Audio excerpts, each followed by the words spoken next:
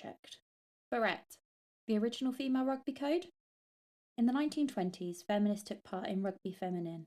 However, the controversial sport faced its demise a decade after its first match. Did Barrette influence the female rugby players of the 1960s? The origins of the modern women's rugby movement can be traced to French universities during the 1960s. However, this was not the first time French women picked up an oval ball.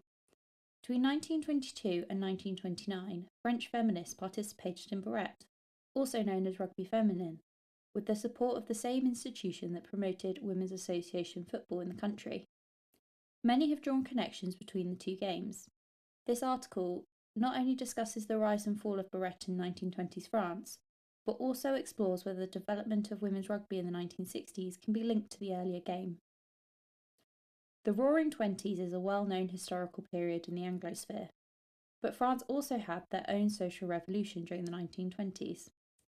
Les Années Folles was a period of social progressivism and positivity, and saw the birth of what is known as Café Society in Paris. Café Society was the term used to describe the artists, musicians, and creative thinkers who gathered in cafes on the banks of the Seine. This scene was also filled with the last of the first wave of French feminists. Much like their Anglosphere counterparts, early French feminism was primarily concerned with women's suffrage. Along with this, many early French feminists were interested in expanding the roles and definition of womanhood in French society. One of the ways in which this was exercised was through sport. The Fédération Féminine Sportive de France, or FFSF, was co-founded and run by Alice Mallat.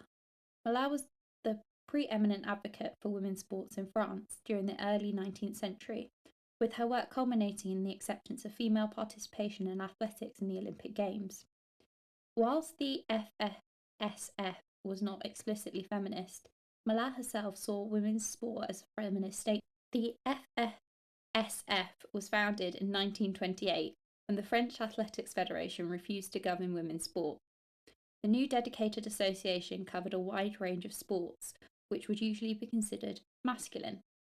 The largest of the sports covered by the FFSF was football, but they also governed athletics, basketball, and swimming.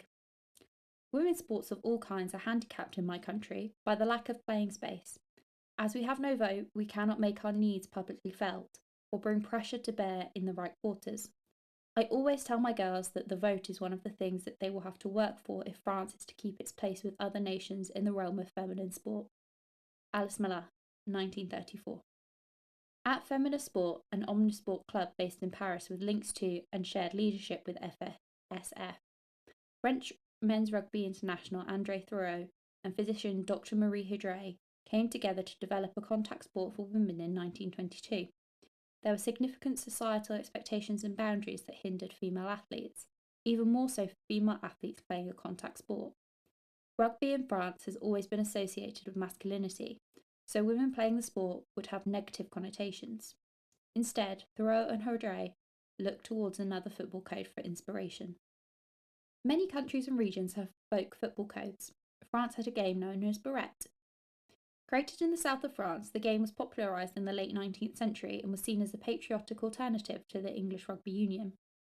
The sport had complex scoring requirements and was non-contact, but it did use an oval-shaped ball. Despite the codifications of the rules in the 1890s, which allowed for national competition, the game quietly died out in favour of rugby. When Thoreau and Hydre were looking to develop a contact football game for women, they co-opted the name Barrette. The new version of Barrette had few similarities to the original game. Instead, it resembled rugby union. The new game was 12-a-side and had tackling, although only from the waist down. Rugby historian Lydia First noted that the new game was designed to be a watered-down version of rugby union, suitable for the weaker, sweeter sex. Both versions, however, could be described as elegant, with an emphasis on passing rather than heavy contact and brute strength. The first public game of Barrette took place as a curtain raiser for the 1922 Feminist Sport Women's Football Final at the Stade Elizabeth. Stade Elizabeth is still standing today and was a purpose-built stadium for women's sports in the 14th arrondissement of Paris. Both teams had trained with Thoreau and had previously played private training matches against one another in preparation for their big game in front of thousands. Boudreau captained the team in white, and her opposition played in a brightly coloured kit. Boudreau was 39 and had been a practising doctor for just under a decade when she took part in the match.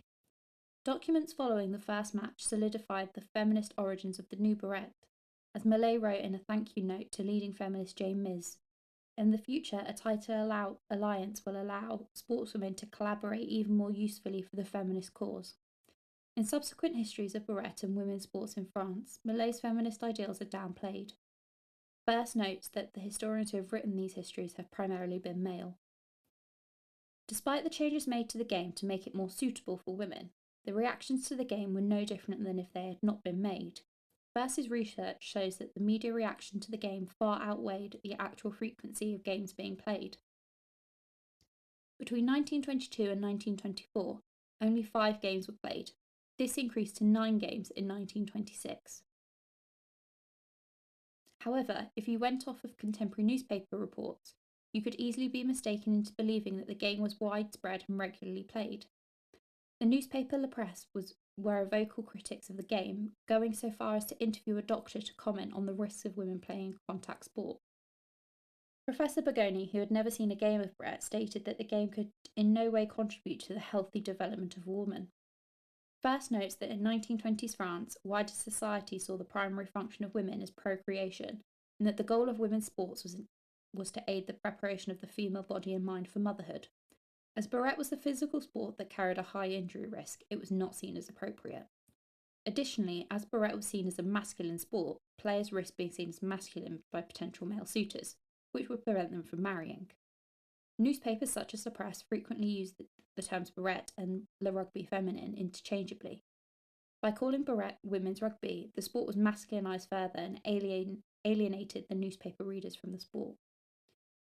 Despite a minuscule amount of games being played and the fact that Barrette had primarily been played at a dedicated women's sports stadium, fans and officials involved in men's rugby felt that the sport could be a threat to rugby union. In a similar manner to the FA ban in England, which prohibited women's football from being played at FA club grounds, the FFR banned Barrette from being played at rugby union grounds in 1923. Those opposed to Barrette celebrated, with La Presse writing, "Women's rugby is dead." In 1927, Stade Francais attempted to host a Barrette match as a curtain raiser before the FFR Championship game at the Stade Jean Bouin. This was their first major attempt to circumvent the ban, but unfortunately the ban was upheld and the match was cancelled. Under the ban, the game and society had grown, with the reactions to the match's cancellation being significantly different to the pre-ban press coverage. Why this ostracism? Will rugby matches be desecrated by the steps of young girls? The oval ball is so sacred that a female hand commits in touching it a sacrilege, wrote one journalist. If there is a need to stop the spread of the female game, then reasons must be given, wrote another. The ban was not officially lifted in response, but matches were played prior to the Army v Paris Rugby Union matches in 1928 and 1929. Whilst negative attitudes remained, the 1928 and 1929 matches produced positive and supportive news articles. In particular, a report in Match by René Delacroix was extremely positive, with the leading line not unlike a 21st century clickbait title. The thorough article featured player portraits and a history of the game. It is clear, however, that Delacroix understood the background of his readers and that they were of a certain social class. The narrative focused on how Barrette was the best of rugby without the brutality, noting that the game was free-flowing, intelligent and elegant. He compared it to Les Années Folles, a primarily middle-class phenomenon. At the time, there were distinct class differences within French rugby. Whilst the sport in the south of France was played by all and was becoming an increasingly physical game which was rife with professionalisation, the game in Paris was primarily played by the elite and was known for its speed and flair. By describing Barrette as an intelligent and elegant game, Delacroix was directly alluding to the superior Parisian rugby of the elite. The decline of the Barrette movement follows the economic crash of 1929 and the rise of conservatism which followed. There are no match reports after May 1929, but women were still playing as late as 1935 at feminist sports. 1930s France was significantly more conservative than the decade which had preceded it, and whilst Barrette had come up against significant opposition in the 1920s, the transgressive and feminist nature of the sport made it almost impossible in the 1930s. Additionally, the FSF suffered during the global economic crisis, with Malay leaving in 1936 due to financial constraints within the organisation. First speculates that the decline was also influenced by the expulsion of France from the Five Nations. She writes that with France out of the Five Nations, the country moved towards rugby league, as they were able to play test matches against the Northern Union. Rugby league was known as a faster game and deemed by commentators to be closer to the original game of Barrette than rugby union. As league was now believed to be the true successor to Barrette, and with league and Barrette arguably having more similarities than union and Barrette, was now deemed unsuitable for women to play Barrette. The final blow came to the game in 1941, as women's rugby was banned by the Vichy government. The role of women in Vichy France was strictly defined, with the promotion of traditional gender roles and an emphasis on childbearing. Whilst the Vichy government gave women the right to vote, they espoused a rigid definition of femininity. The originator of the ban was a woman named Marie-Therese Equem, who was the director of women's sports under the Vichy regime. Equem had previously worked within Catholic organisations and could be described as the ideological opposite of Fugere. In an article with Tula Sports, Equem wrote, "The development of women's sports occurred during the unstable post-war period. It is therefore unsurprising that during this period sportswomen over-masculinized themselves. They effectively did sport in the manner of men, violent sports, football, Barrette, too competitive, too much aggression, and the public powers, attaching very little importance for multiple reasons to the physical education and sports of women, left them to develop and degenerate by chance." Marie-Therese Equem, 13th of December 1941. Under the Vichy regime, the role of women's sports was solidified as the preparation of the female body and mind for motherhood. As such, masculine sports such as rugby and football, which could damage the womb, were unsuitable in conservative society. The modern women's rugby movement in France began in the 1960s with university students, with the first documented game taking place between Toulouse and Lyon. The game spread quickly across France, and the first national championship was held in 1971. Today it is common for Barrette to be brought up in relation to the modern women's rugby movement. However, despite the fact that both originated in France, there are no clear links between the two movements. Firstly, Barrette was primarily played in Paris, whilst the modern women's rugby movement began in the traditional rugby heartland of the South. Secondly, Barrette distinctly had no links to the rugby union clubs nor universities, as it was administered in its entirety by the FFSF. Finally, it is unlikely that any of the female rugby players had personal links to Barrette players. With 4 decades separating the two movements, as well as geography, it was unlikely that there was any overlap. The main link between Barrette and women's rugby is the type of player who would have been attracted to the sports. Barrette was primarily played by those associated with the feminist movement and had the social power to play such a transgressive sport. Similarly, 1960s women's rugby players were young university students and as such were likely to be both progressive and from wealthier families. Any similarities between the styles of play between the two games are more likely due to the popularity of free-flowing French rugby rather than direct influence, as there are limited video recordings of Barrette. I hope you've enjoyed the 5th edition of the Rugby History Project.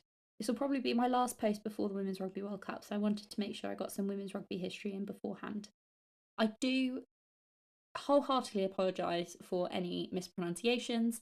I very much do not speak French, but I gave it a good go. That's all I could say. Also, turns out FFSF is a bit of a tongue twister. I wasn't expecting that when I wrote this. But any feedback and suggestions are welcome always, and I hope you enjoyed this episode. Bye!